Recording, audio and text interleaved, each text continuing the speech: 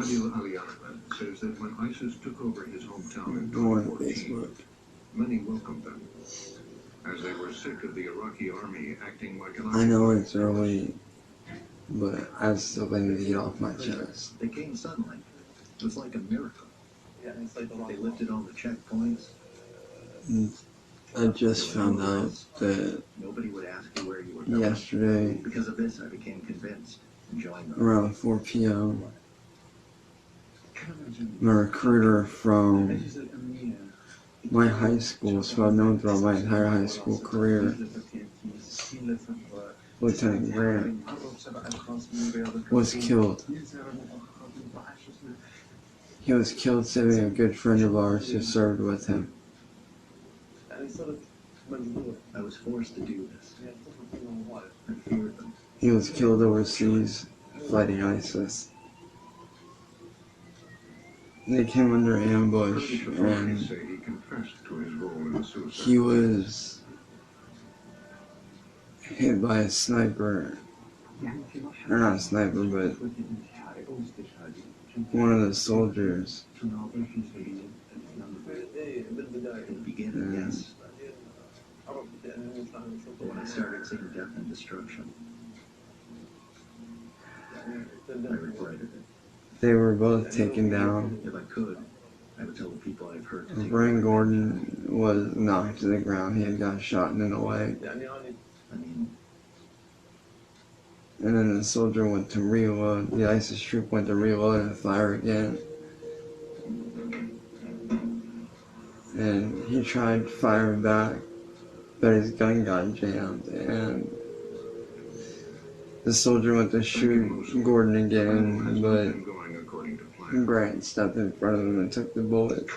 Lieutenant Colonel Muntadar and his unit He made the ultimate sacrifice. further into the city since they were hit by the truck bomb. So for those of you that don't think ISIS is real, you better listen up because they are real. My best friend Derek gave his life to fight these guys. Some of my best friends like Lieutenant Grant and Corporal Derek Wyatt gave their lives. They gave the ultimate sacrifice to stop these guys.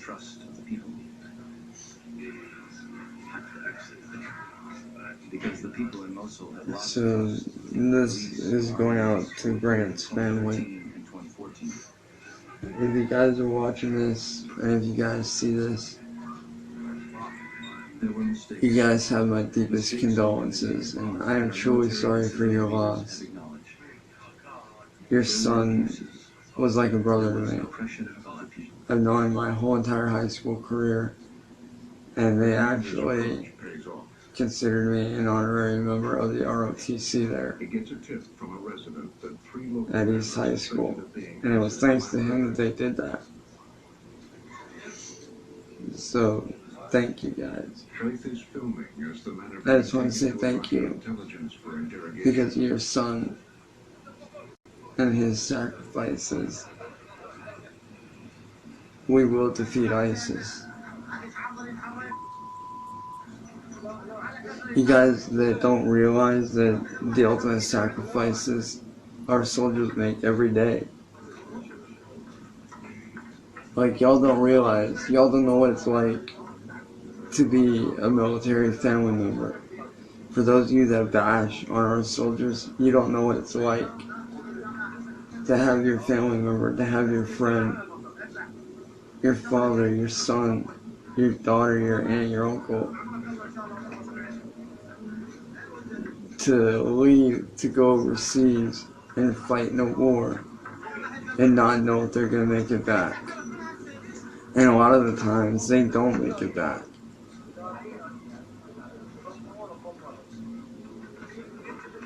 Like, I've lost a lot of friends in the military, and a lot of family members too, in wars like this. I've lost a very big amount of friends that I've known from high school in the Iraq War. And Derek's the first, or not Derek, but Grant's the first one that I've lost in this war against ISIS. I just found out from Grant's brother, Gordon. I mean, they weren't really brothers, but you know how the military family is. We're all family. Like me, I might not be a soldier myself, but I am still considered military family because my dad served. My dad was United States Army, 82nd Airborne Division paratrooper, staff sergeant. So I consider any military family member family. Like, even though I cannot serve myself, I do what I can to serve in my own way by helping those that need it, by helping the troops in any way that I can. Whether it's making music for them, whether it's doing art piece for them, or even just the simplest thing as listening to them and talking with them. You guys out there that bash our soldiers every day, you don't know what it's like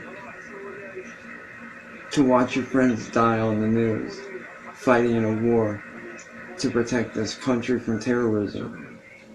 You don't know what it's like to watch the news and see your best friend's body being drugged out of a Humvee, knowing that he'll never go home, knowing that he'll never come back to see his family again. Like, you don't know what that's like. I do. I've been there. I've watched some of my best friends in the world who I saw as family, you know, be carried out of Humvees because of Al Qaeda and back in the Iraq War, and you know, like, you guys don't know what that's like. You guys don't know what it's like to be on the front lines.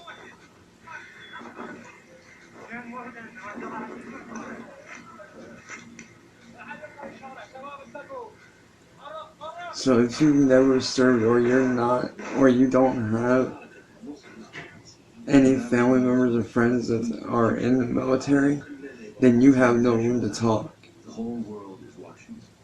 You have no room to judge, because you don't know what it's like on those front lines.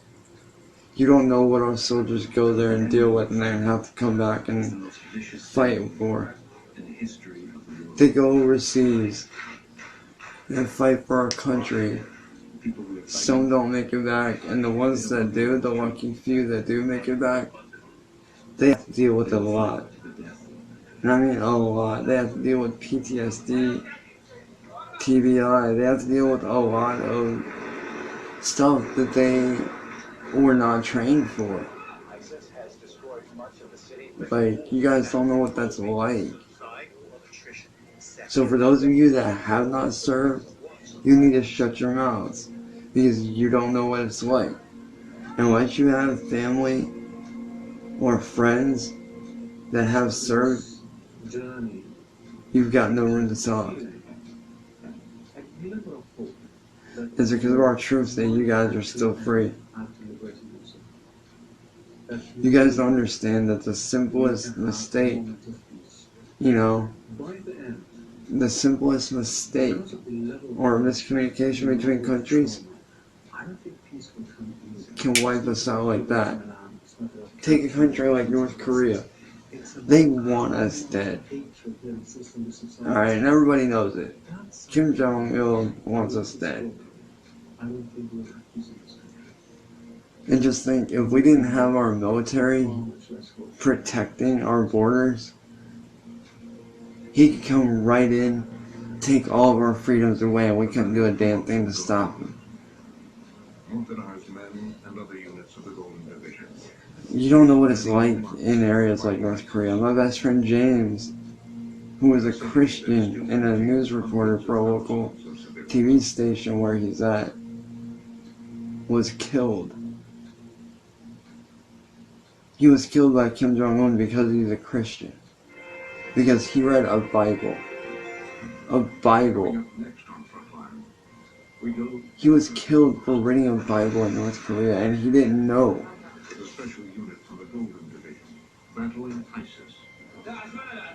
Like, As they advance You gotta understand, like, that's a way of life for them.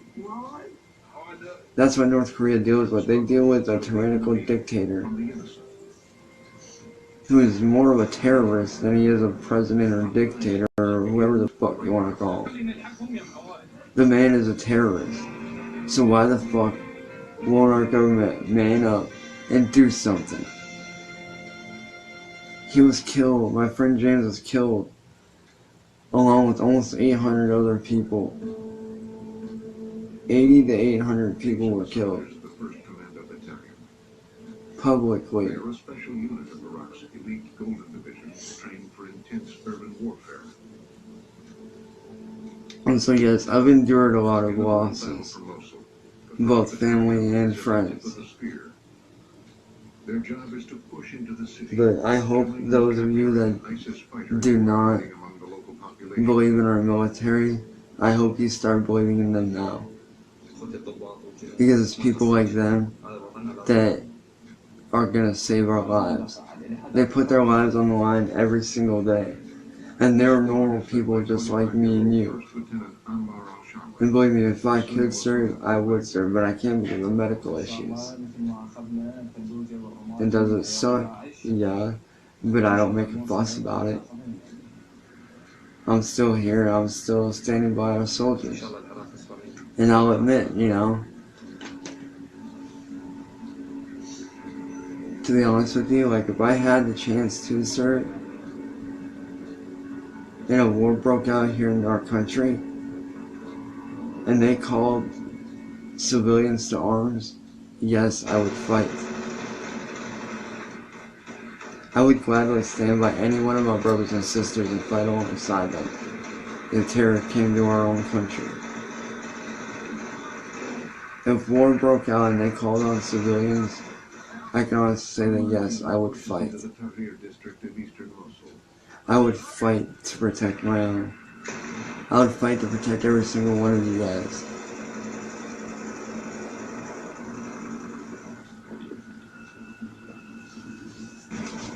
And I know I can't serve, so you know how I serve in my own way? Like I said, I do everything from making music to talking with them, checking up on them. You know, just simple acts of kindness. Because those simple acts of kindness, you might not realize this, but those simple acts mean the world to our soldiers. They mean the world to our troops. You don't know what it's like to be in a war zone. You really do not know.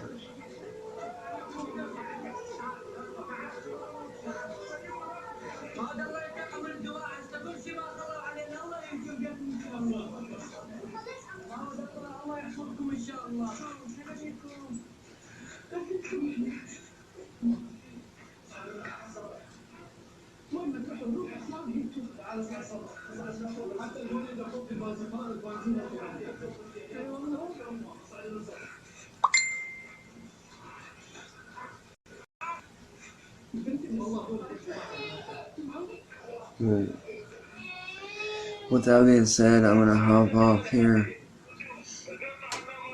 and I will catch you guys later on this morning.